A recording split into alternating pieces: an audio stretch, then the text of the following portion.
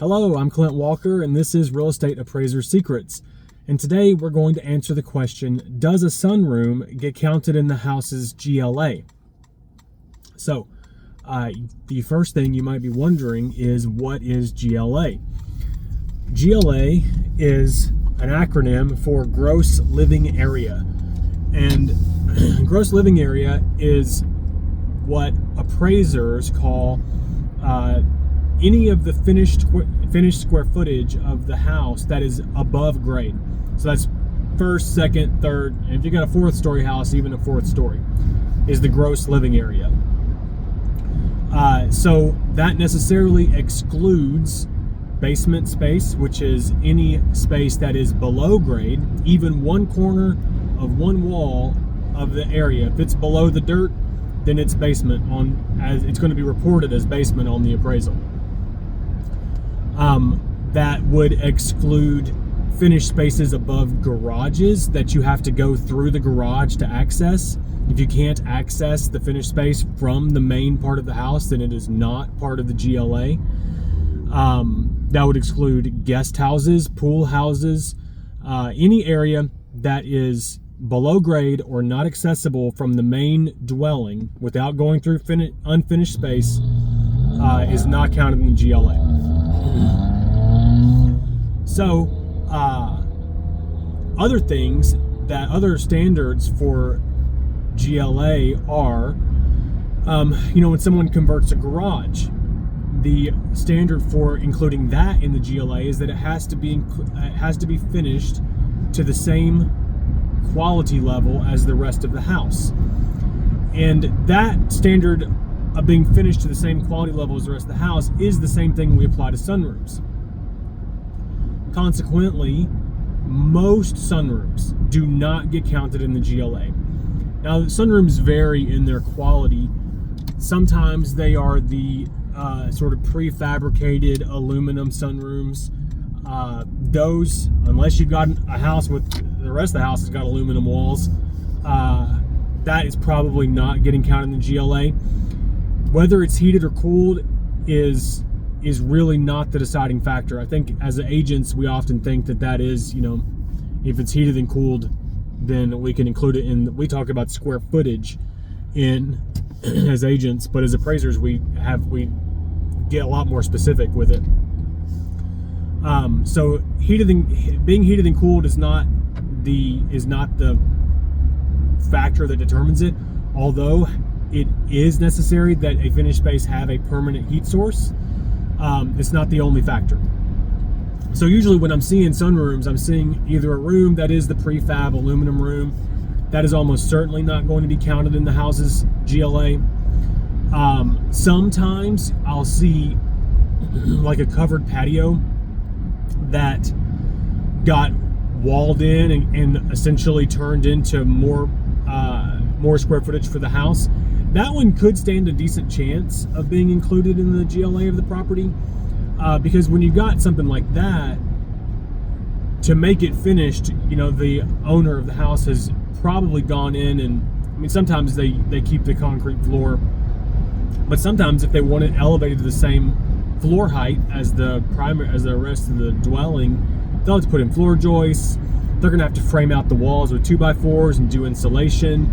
Then they'll have to figure out the climate control element, whether they're going to do a hotel style unit or a ductless unit.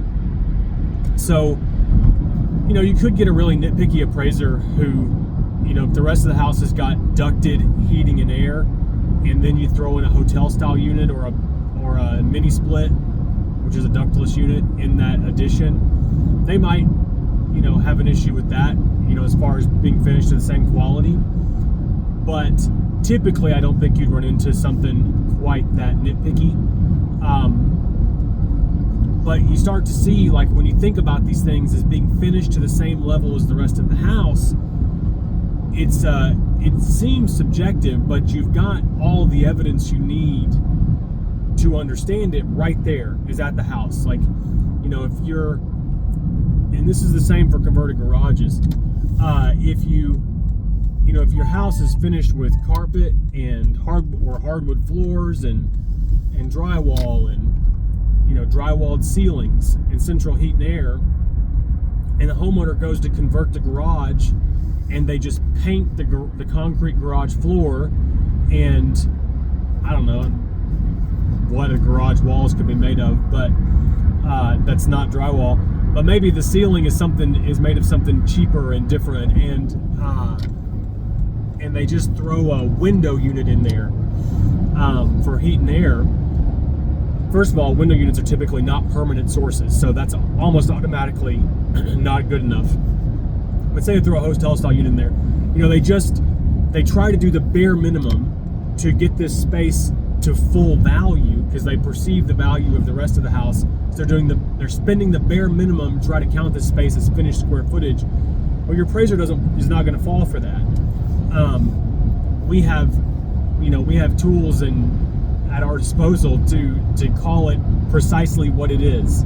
So bear that in mind, that there is this sort of almost common sense standard to whether or not your appraiser is going to include this in the GLA of the property.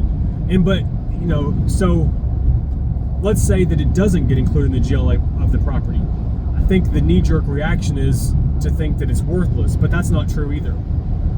What happens is, with any of these spaces that aren't GLA, whether it's a detached living space over the garage, or a guest house, or a sunroom, or a garage that somehow, a converted garage that somehow doesn't rise to the level that it needs to rise to, what happens is, in our appraisal grid, which is like technically page 2 of the appraisal, where we actually start comparing the subject to the comps, there's a little box that says GLA, and that's where we're going to put the main part of the house that qualifies as GLA.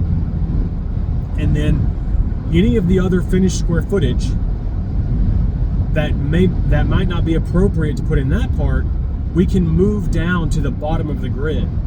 And that goes for areas of low ceiling heights, that goes for detached spaces, anything else that is technically finished but not good enough to be GLA, we put down at the bottom, and we can value that independently of the rest of the house.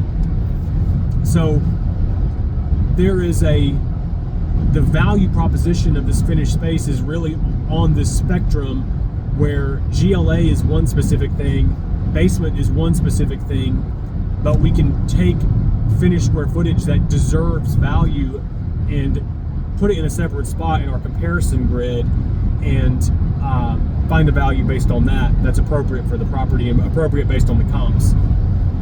So I hope that's helpful. This is a great reason to get professional measurements. It's really one of the reasons that I harp on it a lot, because understanding how an appraiser treats GLA and not making a huge error there, because sunrooms can get large, converted garages can get large, like 400 square feet. So treating that as GLA when an appraiser won't treat it as GLA could be a huge value issue. And getting a professional measurement can help you sort that out on the front end and avoid a big problem, and actually price the house appropriately. So I hope that's helpful. If we can ever be of service to you, you can find me at appraiserpool.com for pre-listing appraisals or professional measurements or consultations. And as always, I thank you so much for watching and appreciate it. And I hope you have a great rest of your week.